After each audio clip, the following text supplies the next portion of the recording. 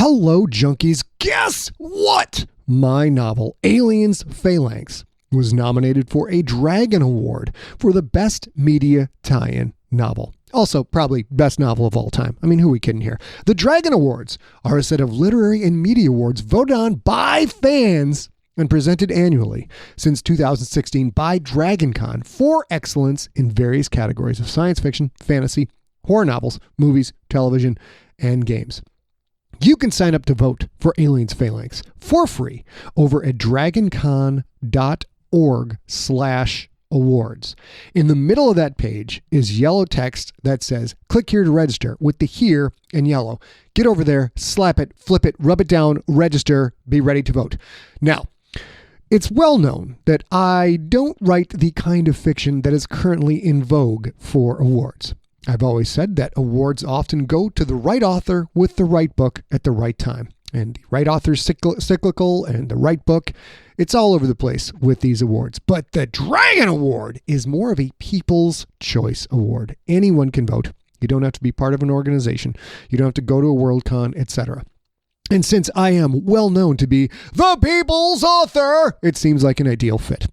So if you've read Aliens Phalanx, get thine ass over to dragoncon.org/awards, sign up, and vote for my cadaverous face. If you have not read Aliens Phalanx by moi, what TF man, AF, other acronymic slang, it's aliens. It's a pre-industrial culture fighting against xenomorphs. It's me. Oh my gosh. And I would like to point out, it has the best vomit scene of all time.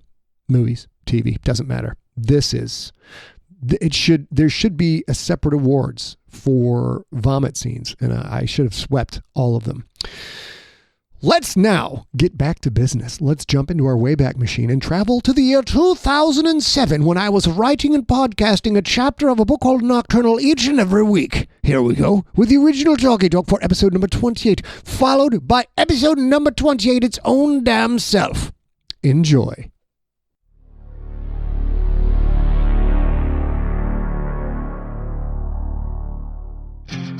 Welcome to the free podcast novel Nocturnal.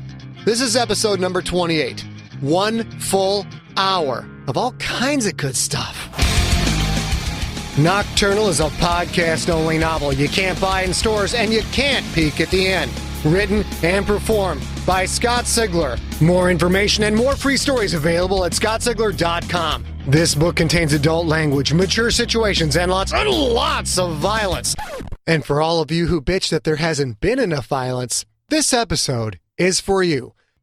Hello, junkies. This episode is over an hour of pure story, so I'm not going to waste much time here at the intro. Want to let you know there is a reference to a scene from Reservoir Dogs in this episode, so I have a link to that specific scene over at scottsigler.com. You might want to swing over to scottsigler.com, check the show notes for episode number 28, and watch that clip before you listen to this episode, if you don't have the movie mostly memorized like I do. To all the U.S. servicemen and their families, happy Memorial Day. And stay tuned to the end of the episode. We have a quick note on the latest country to fall to Siglerism.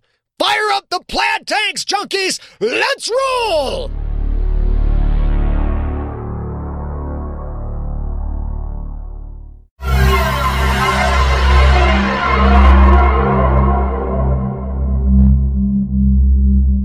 Chief Amy Zoe sat in her office in the Hall of Justice, staring out the window to the night sky.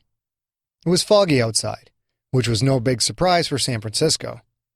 She couldn't see any stars, just the hazy glow of streetlights and faded, illuminated blurs of skyscraper windows. She almost had it. Almost. Gennady Ivanovich was in her jail cell, a fountain of information that would help her bring down Dmitry Vasilov and end this murderous gang war. She had to find a way to end it fast, because as crazy as it sounded, she had bigger problems than open gun battles between the Russians and the Mafia. She had to deal with Saviour.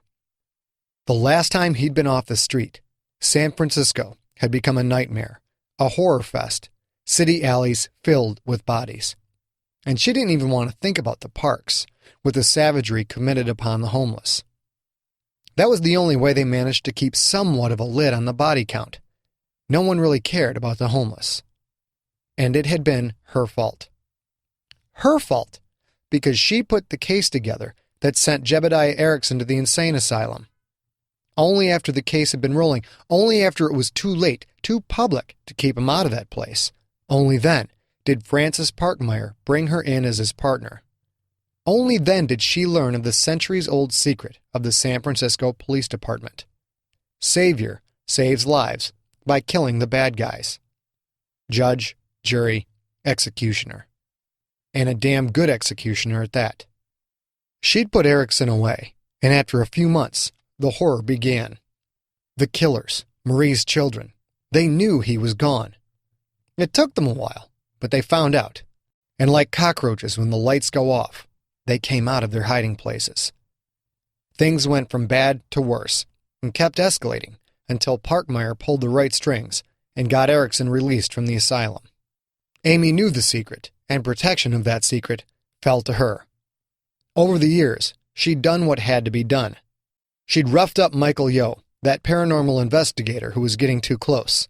She'd intimidated people. She'd removed articles from newspaper archives. She'd eliminated evidence. She shielded Saviour's every move. She had a few good years left as chief, but she was leaving the most important information the department had in good hands, in the right hands. Sean Robertson would see to it that Saviour's work continued. She trained him how to handle it, just like Parkmeyer had trained her. Saviour would continue to be protected from investigation, would continue to be protected from any discovery, if, that is, the old man lived. The caller ID on her cell phone said Jack Zoe. Her husband knew better than to call her while she was working. Amy's heart beat a little faster, as did the heart of any parent that receives an unexpected call, because a parent lives with the ever-present but subdued fear that something could happen to the children. Something could happen when she wasn't there to save them. She answered. "What's up, Jack?" "Hello, ma'am," said a boy. He sounded like a teenager, or someone about to enter his teen years. "Who is this?" "Someone who wants to meet you. I've already met your family." Amy breathed deeply. She was the chief of police, and as such had made many enemies over the years. Someone had her husband's cell phone. This wasn't a game. She needed to stay calm and assess just how bad this was. "What's your name?" "Rex." "Where are you, Rex?" "I'm at your house. My family and I came to visit your family. You have a very nice house, Mrs. Zoe." "That's Chief Zoe, as in Chief of Police, which I'm sure you already know, don't you, Rex?" "Yes, ma'am. Why else would I want to talk to you?" "So if you know that, you know how much power I have and what I'm capable of if you do anything to my family." "It's not what I'll do. It's what you'll do. I want you to come home now, ma'am. You need to get in your car and come here right away. Don't call for backup. I have people watching the neighborhood. We see cop cars, even those unmarked ones, and your family's in a lot of trouble." "Let me talk to my husband." "Sure. Hold on one sec." Amy waited, her heart hammering in her chest, her stomach a pulsing ball of anxiety. How could this have happened? How? "Amy, it's me." Amy sagged deeper into her chair. "Jack," she said, her words more of a hiss than a voice. "The girls." "We're alive, but come home. They said they'd hurt the twins if you don't do what they say." Tears started to stream down Amy's face, although she didn't move a muscle and didn't blink them away. The voice changed back to the boy. "I Google Map from your office to your house. Should take you about 18 minutes. At 20 minutes, we start cutting." "If you hurt my—" A click from the other end of the line cut off her threats. She stood, wiped away the tears, pulled out her car keys, and ran to the door.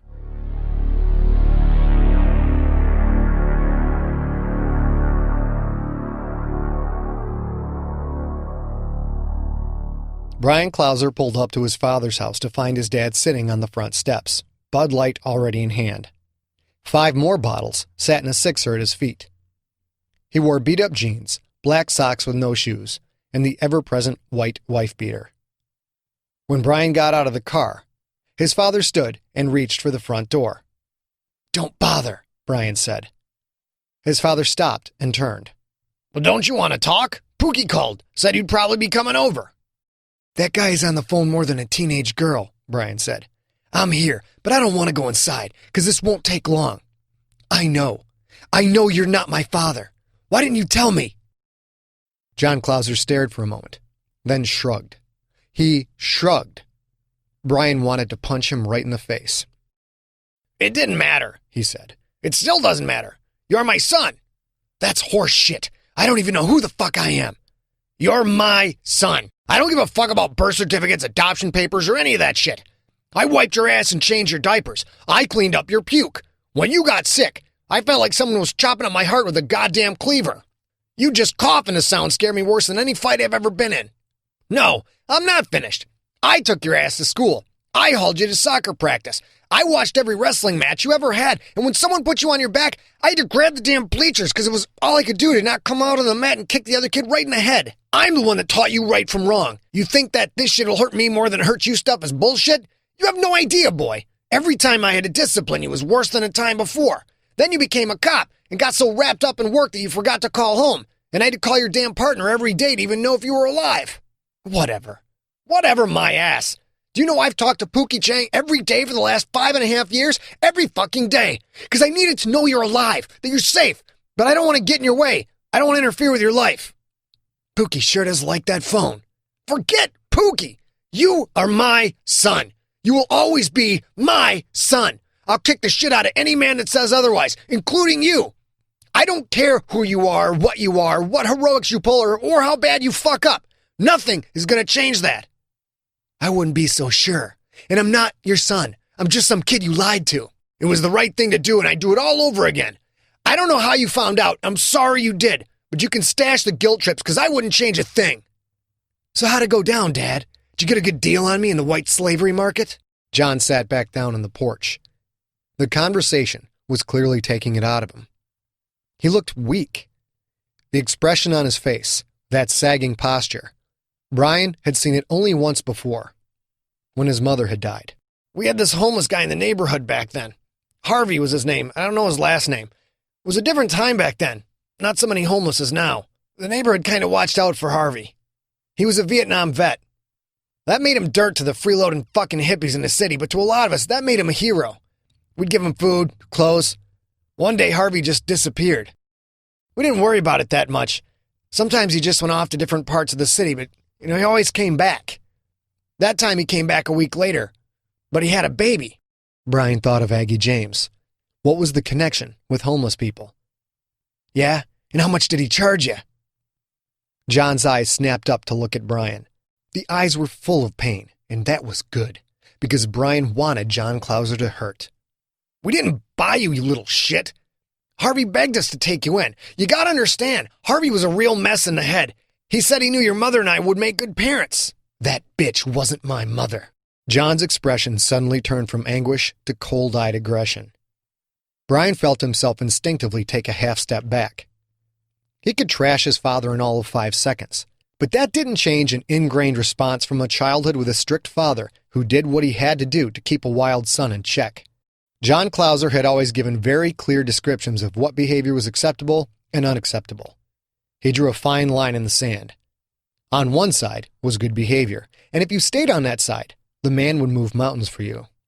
Cross that line, and it was your ass. There was never, ever, a we'll let it go this time, but next time you're in trouble. While Bryan's friends had always pushed the line with their parents, subconsciously seeing just how far they could take it, Bryan always knew what actions would bring consequences. That had helped him stay out of big trouble. While his friends kept doing stupid things, running into trouble at school or with the law, Bryan always knew that fine line, and knew when crossing it would bring down the uncompromising wrath of John Clauser. I'll let that one go, boy, John said in a low voice. You're my son, but she was my wife. You blaspheme her name again, and I'm going to string your ass out all over this street. That cold voice was a flashback to his childhood, but there was something else in there as well. That was the side of John Clauser, the brawler, the side that other men had seen and regretted seeing, but that Bryan had never experienced before. But Bryan wasn't going to apologize. Fuck that. Just finish your story, old man. John Clauser's cold expression relaxed, but didn't return all the way to normal. We didn't know what to do. I mean, what could we do? We watched out for Harvey, but he was crazy and homeless. We took you from him just to get you out of his hands. And you didn't call the cops. You had an infant, probably kidnapped, and you didn't try and find the kid's parents? Look, kidnapping is some serious shit. We thought we'd see if we could figure out where you came from, talk to Harvey and get some information before we had to call the cops. I mean, he went crazy killing for our country. Watching his buddies die all around him, we felt we owed it to him to at least try and figure it out. Right. You wanted to help save some crazy homeless guy from a well-deserved felony rap. It's not every day someone brings you a baby, you dumbass. This isn't exactly in the Good Neighbor Handbook. I'm not saying we made the right choice, but that's what your mother and I decided to do. As long as the baby was safe, as long as you were safe, we thought we had a little time to try and make it right. So you watch out for the homeless vet by not calling the cops, leaving him free to kidnap. It wasn't like that, but you had to see him. Harvey was scared, Bryan. He was terrified. I've never seen him like that. Hell, I've never seen anyone like that. He said he had to find the baby a safe home, a safe, loving home, or he'd get into a lot of trouble. He knew your mother couldn't have kids, so he brought you to us. The homeless man knew you guys couldn't have. Everyone in the neighborhood knew. That's what God had chosen for us. We didn't broadcast it or anything, but if people asked us if we were going to have kids, we'd tell them we couldn't. Well, then Harvey brought you. We couldn't help but think maybe it was a miracle. A miracle. Two people totally in love want to have kids but can't, and a baby shows up on our doorstep? What more proof of a miracle do you need? How about making mom able to have kids in the first? Isn't that a more logical miracle than having some homeless guy show up? We didn't question the Lord's ways. That doesn't make you pious. That just makes you stupid. So what then? You just walked out and told everyone that? John shook his head. We kept it real quiet. I tried to talk to Harvey that first night, but he wouldn't talk about it. I tracked him down the second night, and he was dead. He'd OD'd on heroin or something. Poor guy. We read the newspapers, we'd watch the news, we waited for any story about a kidnapped baby, but there was nothing. And you John shrugged. It doesn't make us good people, Bryan, but we were selfish. We wanted a child so bad, and there you were. And after the second day, we were already so in love with you, we would have risked everything to keep you. We used half our savings to send your mom away to a cabin in Yosemite for 5 months. We told the neighbor she was pregnant again and she was going to a hospital back east that could specialize, help her have the baby. I'd see her when I could, but I had to work double shifts to pay for everything. When she came home, the neighbors bought it hook, line, and sinker. Everyone commented on how big you were for a newborn. We just laughed and said you were going to play for the Niners someday and make us rich. What about my birth certificate? I've seen that. You ask around Chinatown long enough, you flash enough money, you can find a doctor who'll play ball. That's what we did. It was a lot easier than I thought it would be. Your birth certificate just says you were born in this house. So you take in a kidnapped infant and you bribe a doctor. What upstanding citizens you were. What happened next? John shrugged yet again. Well, that's it. We raised you. We loved you. You were the center of our lives, Bryan. God delivered you to us, and we spent every day trying to show God that we're worthy. Thou shalt not lie. You ever hear that one, old man? You ever hear the words, thou shalt not lie? Or do you only follow 9 of your precious commandments? The pain returned to John's eyes. His body sagged.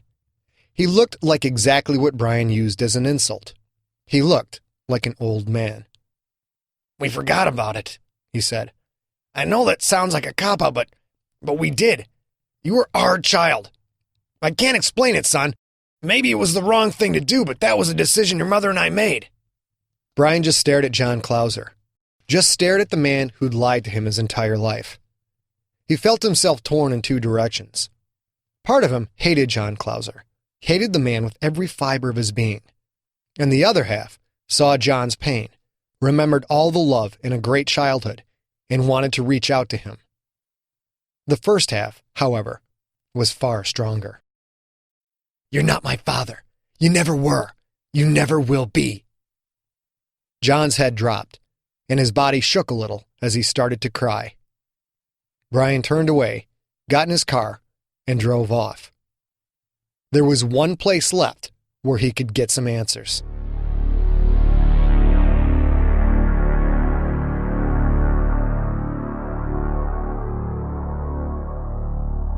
Rex tried to relax in a big lazy boy recliner.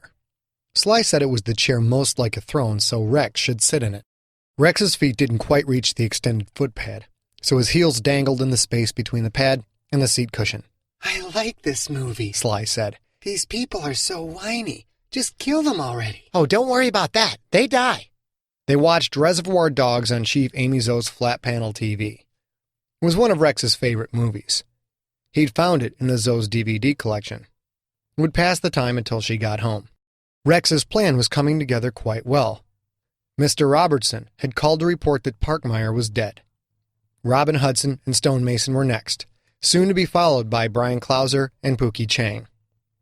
Robertson made no bones that Clouser would be the hardest of them all, but soon, the man with the retarded nickname, the Ninja, would have more enemies than he could count. Rex watched Michael Madsen do a slow shuffle across the screen, straight razor in hand, as the duct-tape cop breathed heavily through his nose. Madsen would soon cut off the cop's ear. Rex loved that scene. He should have thought of that one for Roberta or for his father. Pierre was upstairs with Zoe's husband and the girls in the girls' room. Rex had worried that Pierre might kill someone, kill them early, but Sly assured him that Pierre could follow orders. Pierre was a nice guy, but not the smartest knife in the drawer. Not like Sly. Sly was real smart, and always full of good advice. What's the name of the guy with the belly wound? That's Tim Roth. The character's name is Mr. Orange. Mr. Orange reminds me of Firstborn. Why? Well, you can't trust him. He's looking out for himself. He's not looking out for the rest of the gang. But Firstborn swore allegiance to me. We need his knowledge. Sly shrugged his big shoulders and turned back to the movie. Sometimes people lie, my king. Don't forget that if something should happen to you, he'd be in charge again. That was a good point. Firstborn had led the Nocturnals for centuries, after all. Maybe I should have killed him. I think you were wise to let him live. Firstborn knows so much. I would have killed him, but that would have deprived home of all of his knowledge. I'm not as smart as you. It was a very smart thing to do, my king. Thanks. But you will have to watch out for him. He's dangerous. Temptation, you see. If he takes you out, home is his again. Although I just can't imagine how we can get by without him. Rex fell silent. He watched the movie some more. Watched Madsen's white shirt blaze in the afternoon sun as he fetched a gas can out of the back of the white Cadillac. Well, what if home wouldn't be his? Rex asked. What if I made it clear that he was out, like Tom Hagen in The Godfather? You know, not a wartime consigliere. You mean tell everyone that Firstborn isn't the next in line? Rex nodded. Michael Madsen doused the duct tape cop with gasoline. Yeah, Rex said. If everyone knows he can't be in charge again, that if something happens to me, he'd be killed, well, then his motivation is gone. Sly seemed to think this over, then nodded. Yes, my king, that would work. Everyone follows you. If they know there is another leader, then Firstborn would be torn apart if he tried to hurt you. But you need someone you can trust, my king, someone you can really trust. On the screen, Michael Madsen flicked his lighter. Rex knew what would happen next. Just before Madsen could set the cop on fire, Mr. Orange shot him in the chest, killing him. Sly was right. Firstborn was like Mr. Orange. Couldn't be trusted. Can I trust you, Sly? Rex asked. He stared at the snake-faced man. Stared hard. Sly looked down. Rex didn't know if a man with green, pebbly skin could blush, but Sly seemed overwhelmed with emotion. Of course, my king. I will always do your bidding. You suggested we go see Lanza, Rex said. And look how well that turned out. I think you're a better wartime consigliere than Firstborn could ever be. That was bullshit, of course. Firstborn was obviously the best choice for a second-in-command, but Sly was right. Firstborn could not be trusted with such a position. Rex knew that leadership was sometimes about telling people what they needed to hear. I suggested it, but the decision was yours. I knew you could handle yourself well, and you did, my king. Rex nodded. All decisions were his. He would have to train Sly, bring him along slowly. Firstborn had centuries of experience that Sly simply did not. But neither of them were king. Neither of them were destined to lead the Nocturnals. Rex was, and that made all the difference. Bring down the humans. Let's get ready to meet Mrs. Zoe. And call Skeeter again. Make sure he understands to call us if he sees she brought any backup.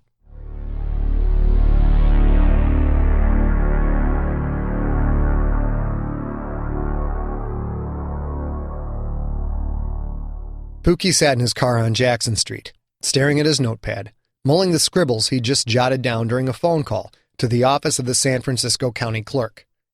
Didn't really make any sense, but there it was. Rex Deprovdechuk wasn't a foster kid after all. The clerk's office found his birth certificate. Place of birth, Roberta Deprovdechuk's house. She was the mother. At least on record she was. Clearly, Rex was not her child. He was a Zed. He was one of Marie's children. So if she had a birth certificate, why did she refer to the boy as her foster child? It was plain to see the woman had no love for the boy, perhaps even despised him. Could she have told him he was a foster child just to hurt him? Or had Rex been dropped off one day, just like Aggie James had been instructed to drop off his ward? Her address was on Aggie's list, as was the address of Brian's dad. It was some weird shit. It was time to get some answers from that strange woman Roberta. Pookie got out of his car and walked up to the now familiar Deprovdechuk house. He knocked and waited. No answer. Repeated knocks produced no response. Was she ignoring him? He didn't have time for this shit. He walked to the back alley that led into Rex's bedroom. The window was slightly open. On the windowsill, a shoe print in dried blood. Pookie drew his gun, then quietly walked out of the alley to call for backup.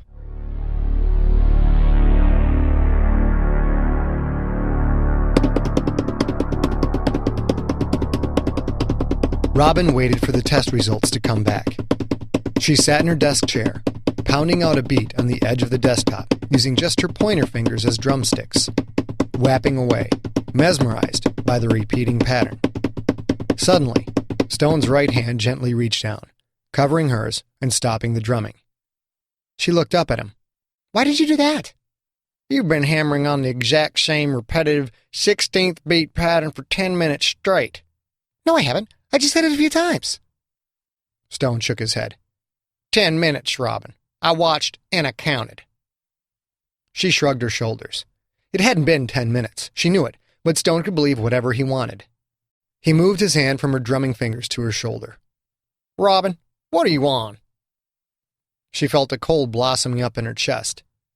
Did he know? Was he guessing? "What are you talking about, Stone?"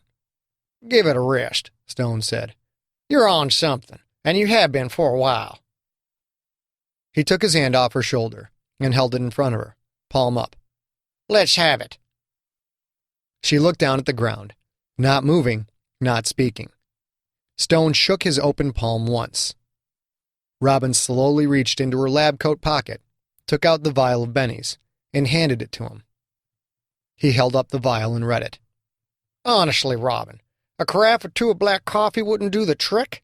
"You don't understand. There's just too much going on. It's too crazy. Bryan and Pookie need—" "Go home," Stone said, cutting her off. "I don't want to hear your excuses." But this is my lab. I work here, not you." "I said go home. Now. I'll wait for the results and call you when they come in. Go home and wait for these to wear off. Then sleep. Until then, pet your dog. Eat some food." Robin opened her mouth to protest, then shut it. She'd been caught. That was that. And by none other than her mentor, the one man whose professional respect she constantly sought. She stood. "Do you have any more of these at home?" Stone asked. Robin shook her head. "Good. Get going. We'll talk about what an idiotic choice this is after you've had a few hours of real sleep." "Stone, Go," he said, his finger pointing to the door like a snappy military salute.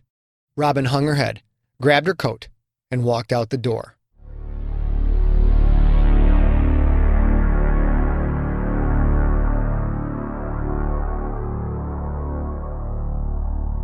The call for backup brought 2 cruisers, each with 2 uniformed cops. He knew them all, of course, especially Steve and Steve, who had been partners for going on 10 years. Steve number 1 was Stephen the Breeder Kilbride, the man with 8 children.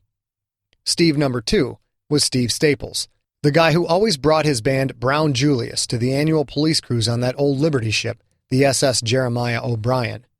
The other car held Brad Big English Wheeler and Gretchen Howell.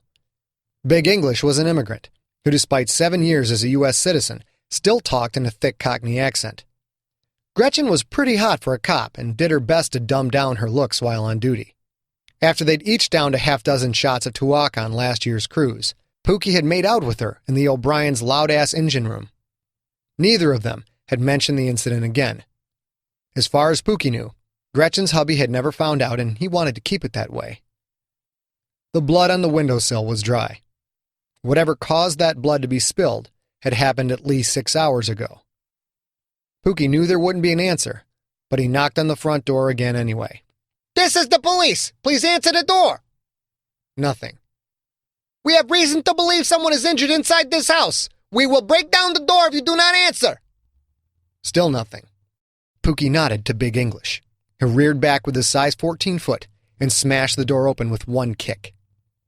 The cops entered the narrow hallway, Big English leading the way, Pookie right behind him. They went one room at a time. Living room, nothing there. Master bedroom. Big English peeked in and immediately staggered backwards, gun straight out ahead of him. His pale face looked even paler, but he said nothing, and he didn't shoot. Pookie had been playing this game long enough to know what caused such a reaction. A body. Probably a messy one. Pookie peeked in the bedroom himself. Yep, messy. A man was face up, spread eagle on the bed, his hands and feet tied to the bedposts. His neck was a raw mess of flesh. His blood had spread all over the blue blanket. The edges of the bloodstain were dry, but not the middle, not the areas right in the sides of his neck and under his head. A fleshy, long pink thing stuck out from below his windpipe. "What the hell is that?" Big English said. "That is a Colombian necktie." Someone had cut a hole in the man's throat, reached in, and pulled his tongue back through that hole. A tongue is about twice as long as what you can see in the mirror, the thick part going farther back down the throat. The bloody, fleshy flap that hung out of the hole almost reached down to the man's sternum. "Who is he?" Big English said. "I'm guessing that's Mr. Deprovdechuk," Pookie said. Steve, finish the room."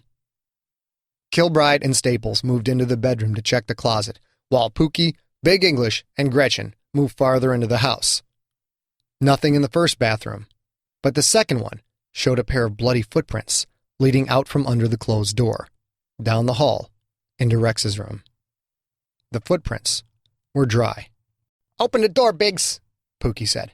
I... "Do your fucking job," Pookie said. "Now!" Big English stepped up and opened the door. He looked in, then immediately turned, fell on his knees, and started vomiting. Another body, Pookie knew, and even messier than the first. When he looked in, he saw why Big English had tossed his cookies. Roberta Deprovdechuk was dead, and she hadn't gone pleasantly. Blood covered the bathroom. Giant long splatters of it angling up one wall and down another. Even blood on the ceiling. Dried blood streaks sheeted the mirror, the shower curtain, the toilet seat, and the toilet bowl. The source of all this blood? Roberta, handcuffed to the shower rod by her right hand. Her left arm was gone just below the shoulder. The stump, a ragged bouquet of torn flesh and ripped cloth. A massive, narrow gouge ran down her left temple, all the way down past her missing left eye to the bottom of the socket. Someone had handcuffed Roberta Deprovdechuk to the shower curtain rod, then gone to work on her with a chainsaw. Scarface. Pookie had seen the movie at least 100 times. Someone had done Roberta, just like the chainsaw scene from Scarface.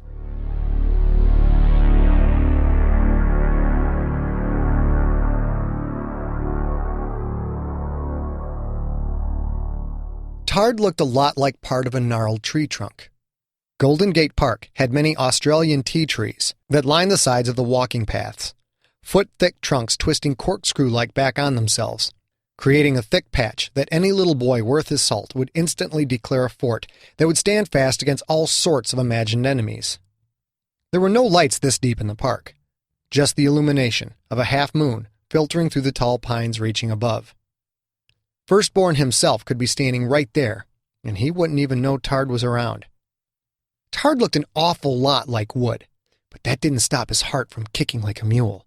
stop his blood from hammering through his body, and didn't stop the adrenaline rush that made it so hard to stay still. So this was what it was like to hunt. No wonder Sly always wanted to do it. Sly was so smart.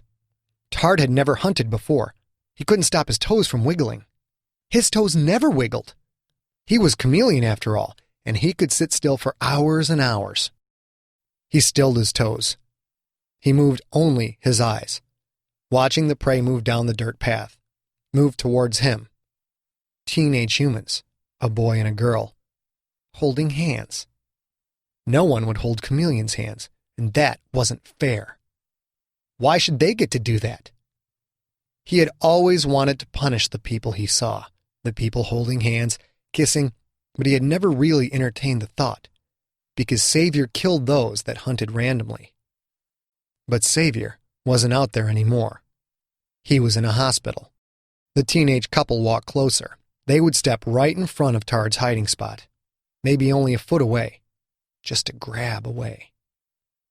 Tard's heartbeat kicked up another notch. So exciting he could barely see. Would they run before they reached his spot? Would they sense him somehow? He had never killed before. Well, not since he'd been a little boy in the groom's walk, and not by himself, but that had been so long ago. He'd never killed in the wild. Fear of Firstborn and fear of Saviour had always kept him in check, but Firstborn wasn't in charge anymore and Saviour was gone. This was it. Tard, chameleon, was really going to do this. He held his breath as the couple moved within 5 steps, then 4, then 3. When they were only a few feet away, Tard reached out cat quick, one rough, gnarled hand wrapping around each mouth, and he yanked them back into the dark wooden patch.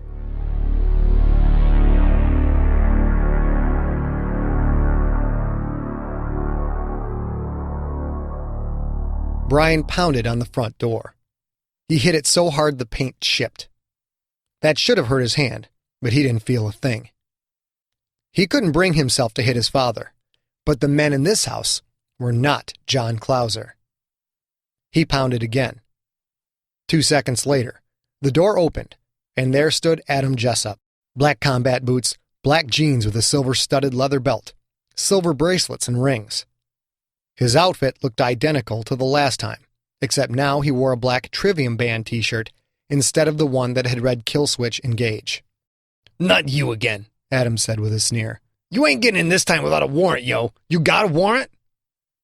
If by warrant, you mean will I kick your bitchy little ass if you don't let me in, then yeah, I got a warrant. Adam laughed. Man, just give me a reason to smash your face in, cop. Just give me... Bryan threw a short right jab.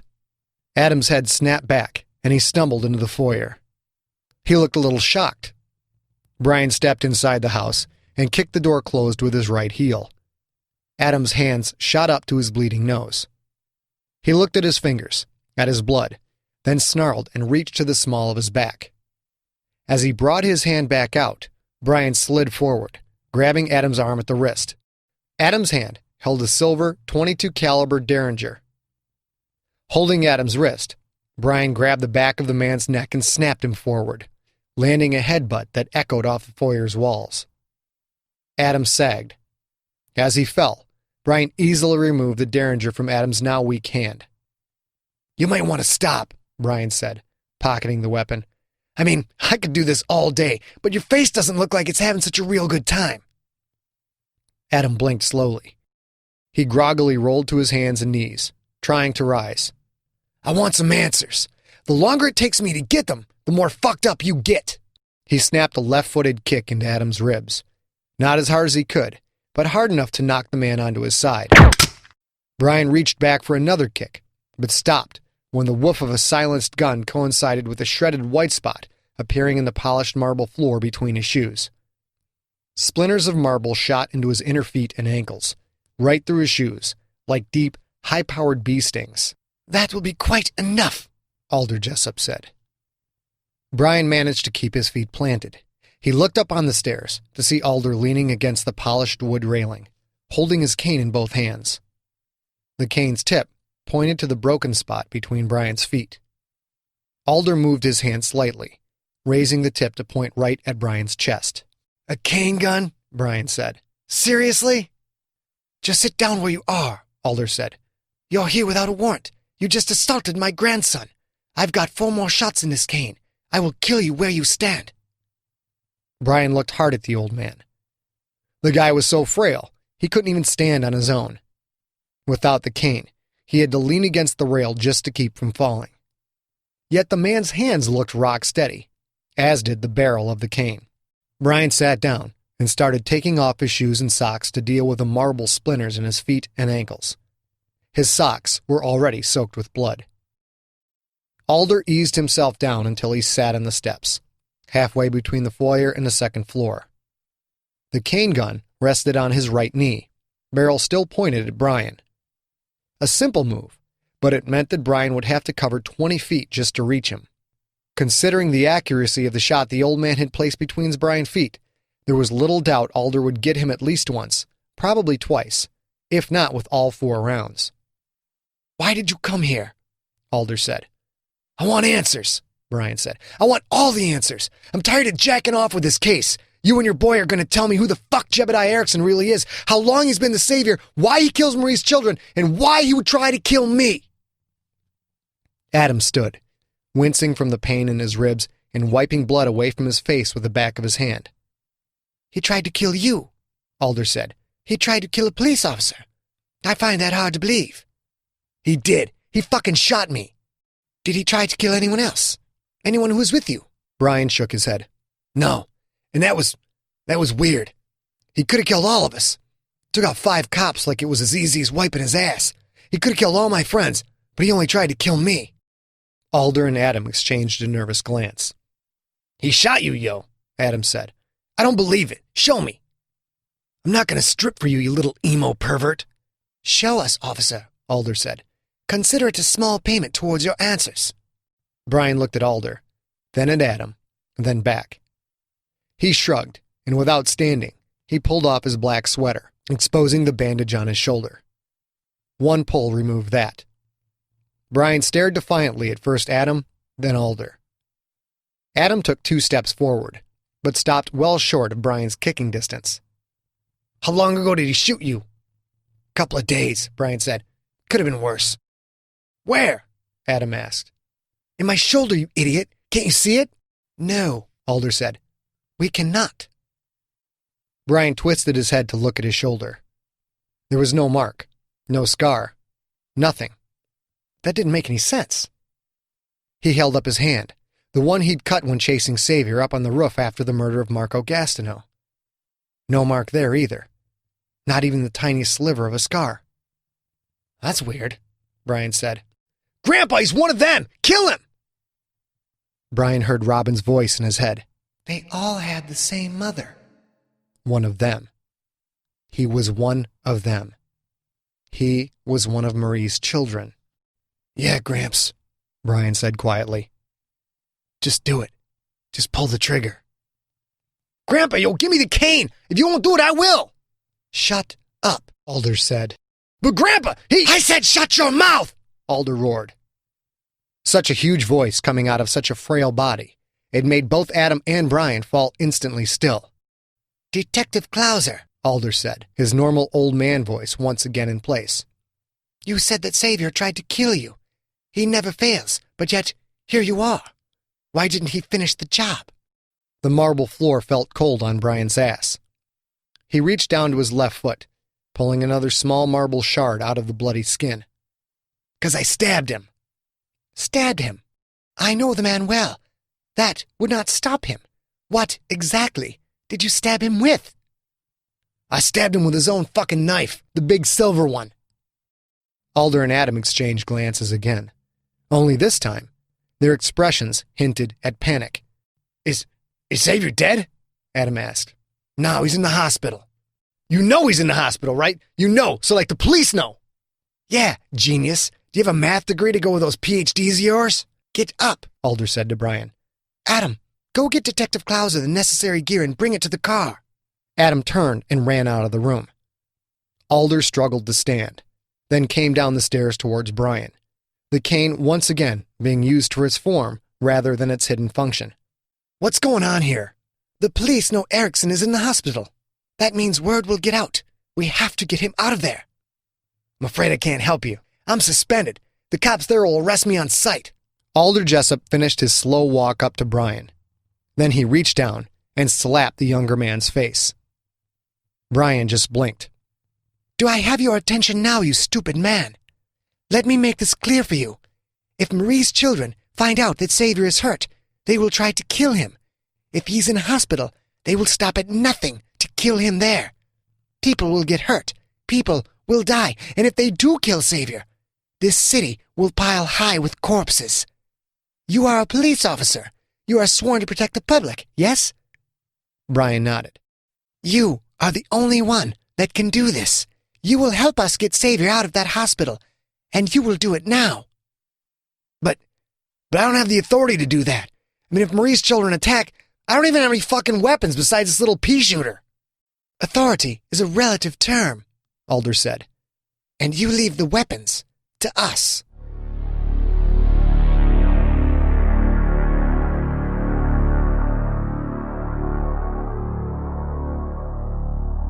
Chief Amy Zoe pulled into her garage. She didn't click the remote to shut the garage door, leaving a way out, some maneuverability. She came out of the car with her Glock up and at the ready, sweeping the barrel in a 360-degree arc around the garage. Nothing. It seemed cliché for someone to threaten the police chief's family, like something out of a bad gangster movie. And yet, in her entire career, it had never happened. No gangster threats, no drug lord promise of revenge, not even some thug receiving a sentence of 20 to life, looking at her and saying, "You're going to pay." Nothing. Not until she got that call. She felt a terror in her chest that surpassed anything she'd ever felt before, way beyond being shot at. Some motherfucker had her whole family. She hadn't called for backup. She wasn't fucking around with this. Whoever it was, they didn't want Jack and the twins. They wanted her. Probably. Amy Zoe was willing to die for her family. She was also more than willing to kill for them. She walked into the house through the door that led into the kitchen. She could hear some movie playing in the living room.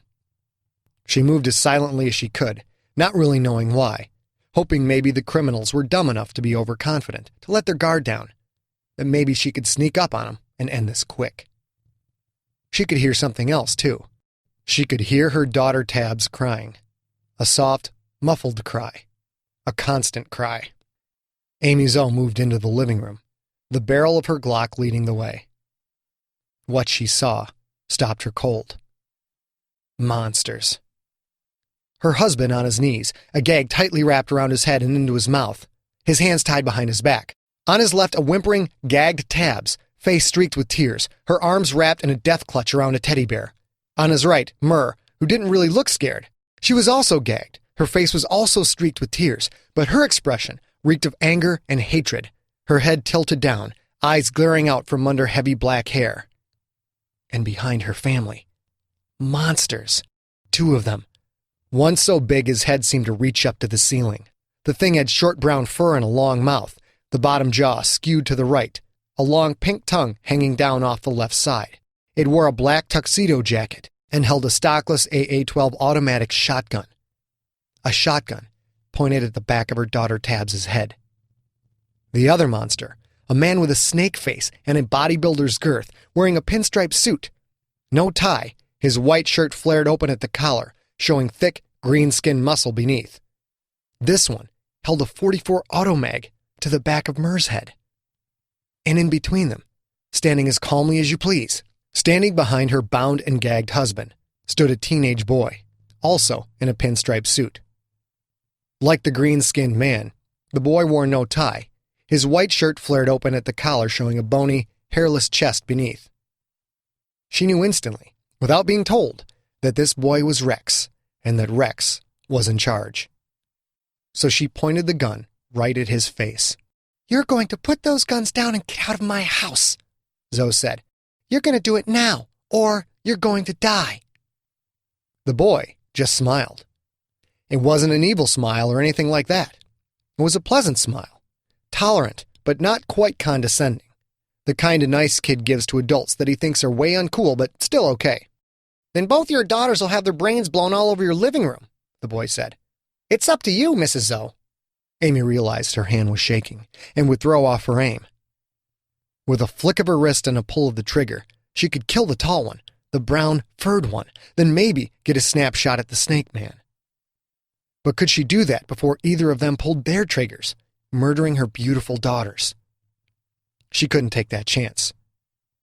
Chief Amy Zoe uncocked her Glock, then knelt to set it on the carpet. Over here, please, Mrs. Zoe, the boy said, pointing to the carpet in front of her husband Jack. Amy tossed the gun.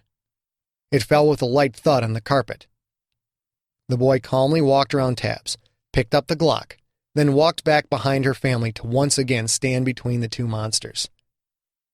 Amy just stood there, feeling naked, feeling violated, feeling helpless. What do you want? I want you to contact Dmitry Vasilov, the boy said. Then I want you to arrange a ship for a meeting between the Russians and the mob. Ship? What are you talking about? I don't know how to reach Vasilov. I think you can figure it out, Mrs. Zoe. I want the ship for tomorrow night at midnight. And it has to be big, like a cargo ship. Plenty of room. Kid, I'm the chief of police, not the harbor master. Let my family go, and I'll do whatever I can. The boy's smile faded. Choose, he said. Choose what?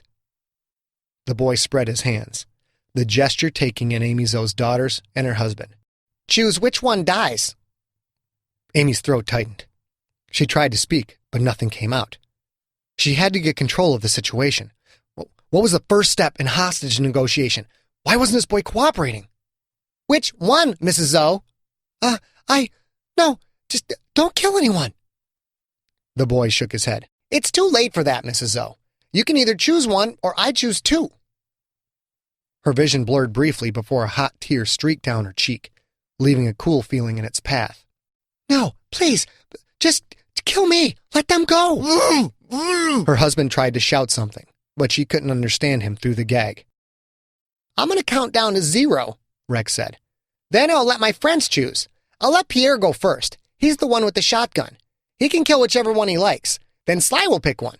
The one that's left, that's my hostage to make sure you contact the Russians.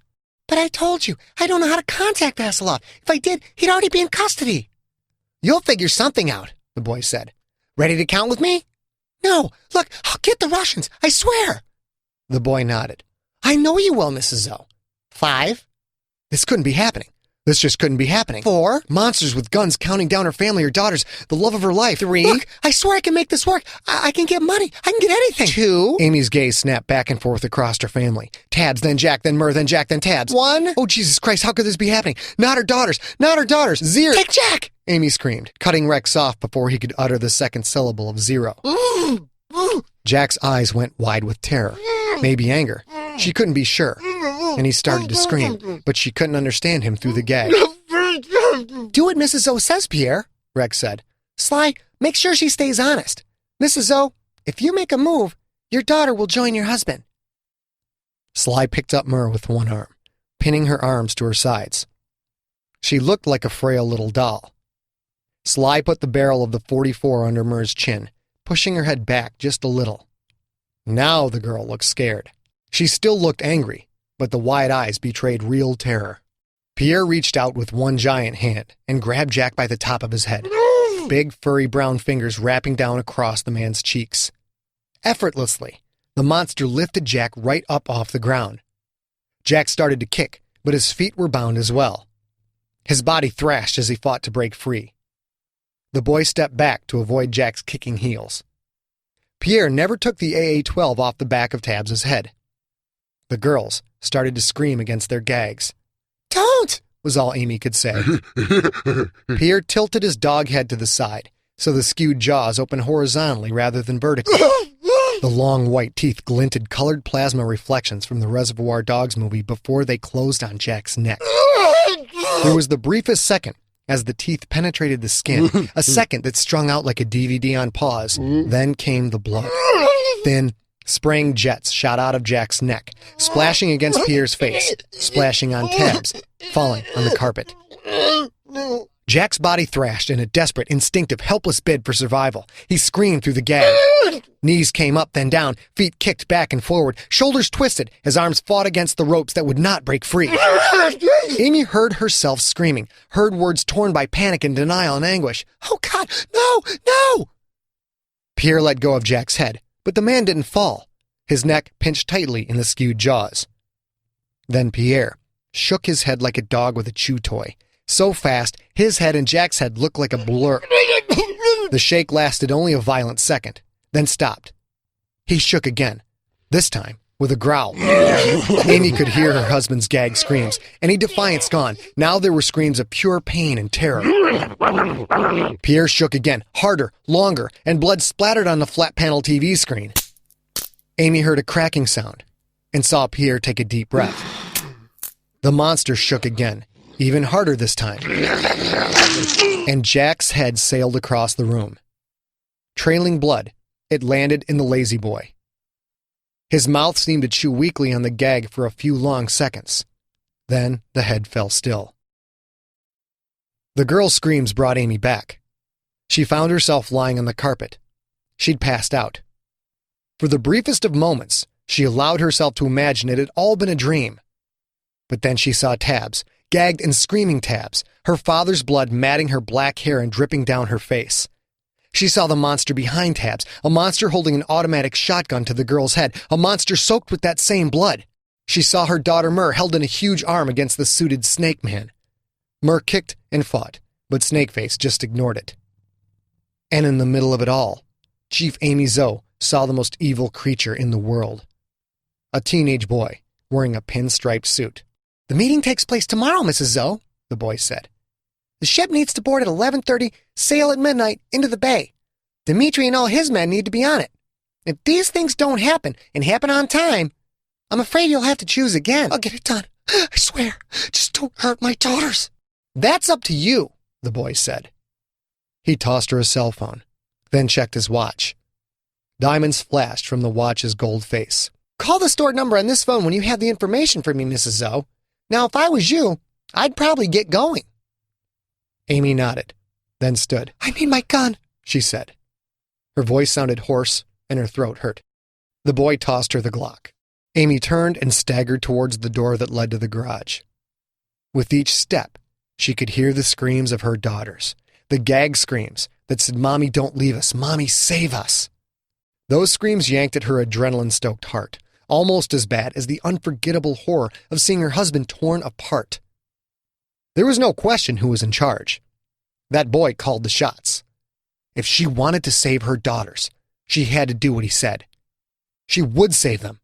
If the boy wanted a ship, she'd find one. If he wanted the Russians, he'd get them too. And Chief Amy Zoe knew exactly where to start.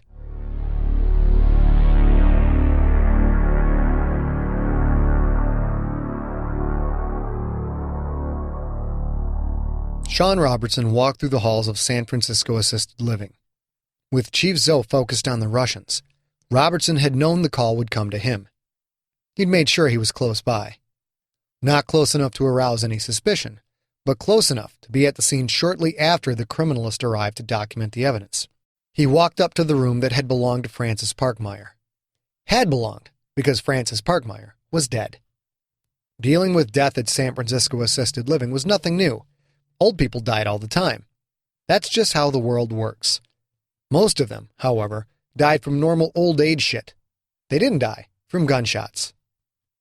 The door to Parkmeyer's room was propped open and marked with yellow police tape labeled "Do Not Touch, Police Investigation in Process."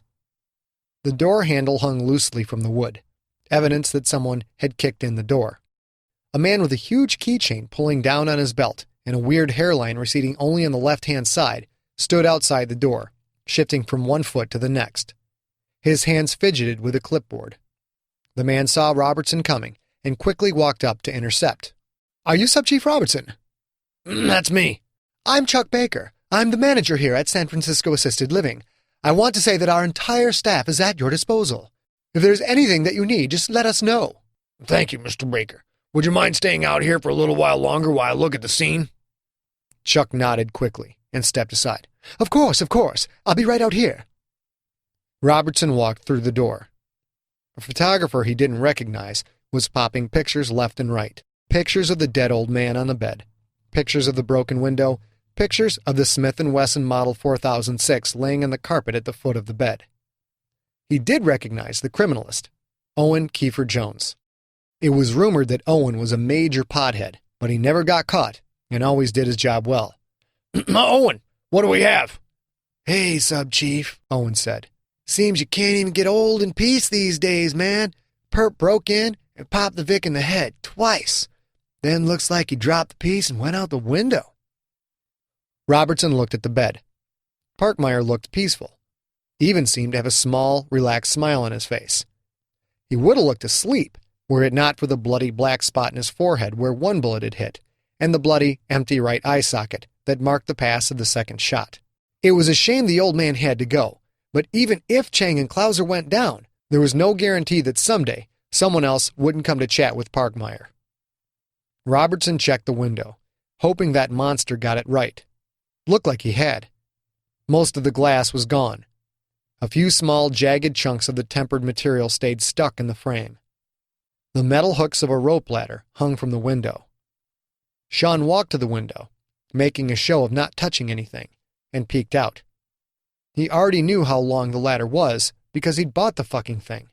40 feet. So what happened? Owen stood and checked his notepad. Seems pretty straightforward. The perp kicked in the door. The criminalist walked to the open door and started pantomiming the assumed course of events. The locks are decent, enough to keep old people from breaking out of their rooms, but not enough to stop a good kick. He raised his right foot, kicked at the open air of the door.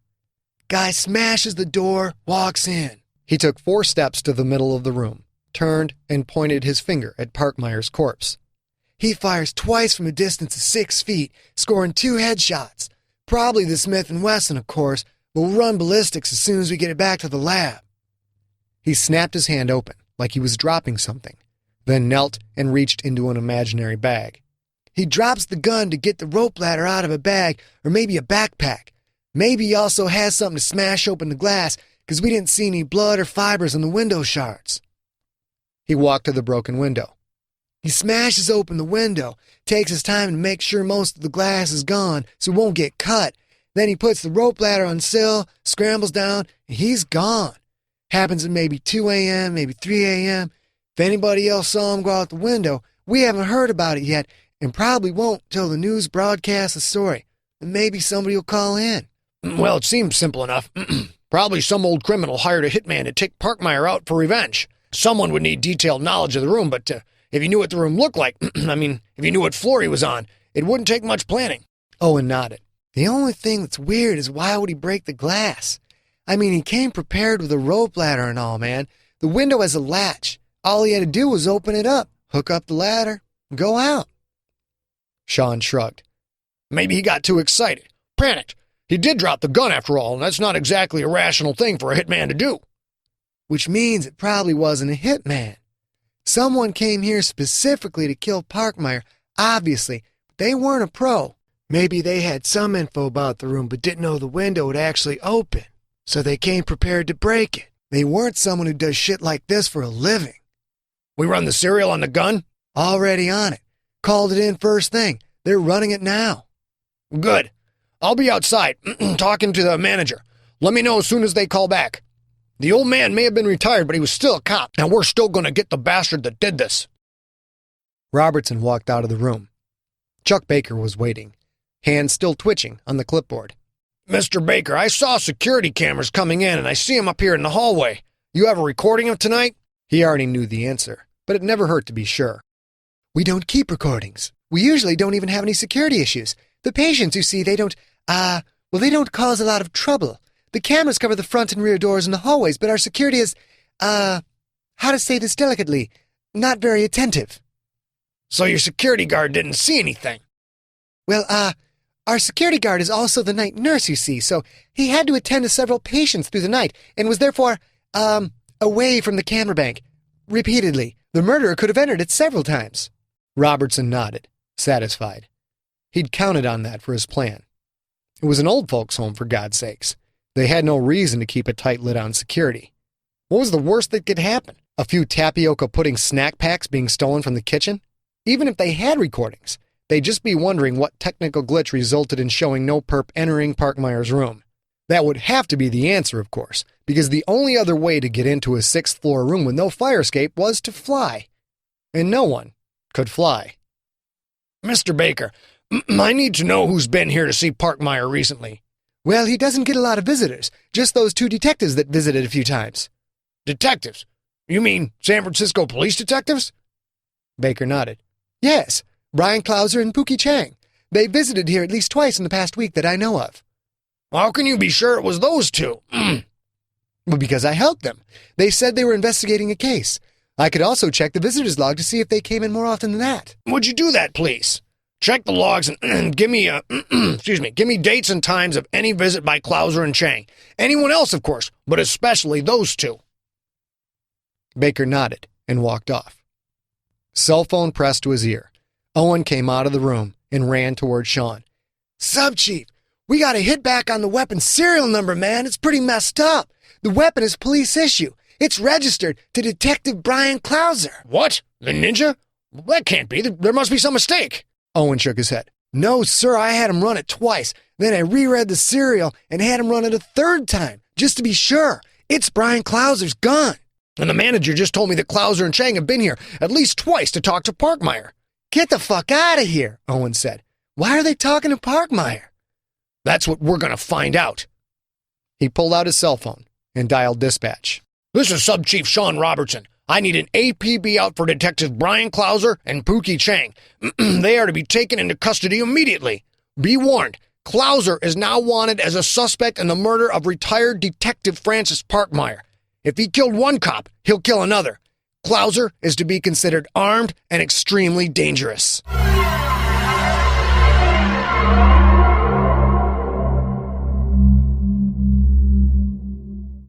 Ooh, junkies, 1 hour and 4 minutes of nothing but pure story. I don't know if that might be an indoor record. I think it's a world record. A galactic record is what that is. Now, since this beast of an episode has already choked out your podcatcher and is so huge, we're going to make this quick. I wanted to let you know that Infected is now being published in Taiwan, in Chinese. This is freaking awesome. It joins the list of languages that are publishing Infected. I have a list of flags for countries that will be publishing the book in the show notes at scottsigler.com. But more importantly, junkies, now that we have crushed Taiwan, we are closing in on my invasion of mainland China. The most populous nation on the entire planet in the history of mankind is very, very close to falling under the boot heel of General Siglarissimo and his battalions of plaid tanks. I already had Japan. Now I have Taiwan, effectively giving me a full blockade of the eastern coast of China.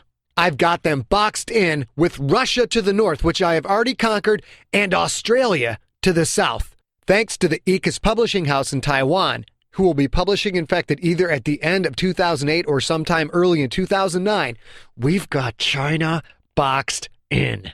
And to all of my Chinese fans that can listen to this, to all of you who are being persecuted for your belief in Siglerism, because the Chinese government doesn't want me in there, because I'm subversive, I've been blocked out of the Chinese version of Google. You can't even find Scott Sigler in the Chinese Google, because they know what I'm going to do when I get in there. To all of you secretive Siglerites hiding in the mountains of China, lurking in the tunnels in the cities, and abandoned buildings, and the good buildings, because you didn't tell anybody, you still live a pretty good life. Anyways, to all of you who are following Siglerism, Pope Siglericus is coming.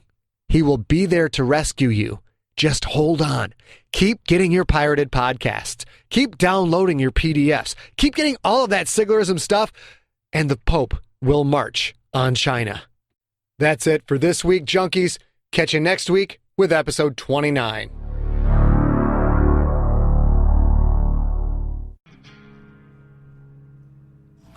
You have been listening to Nocturnal, written and performed by Scott Sigler. For more information, go to scottsigler.com. All music in this podcast provided by Uncrowned off their album Devils and Angels, available now at the iTunes Music Store. Is it